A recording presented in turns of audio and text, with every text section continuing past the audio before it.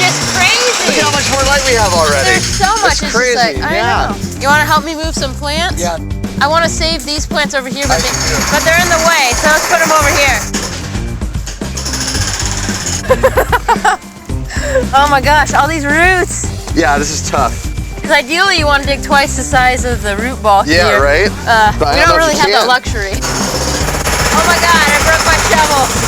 Nice. Can I get another shovel, please?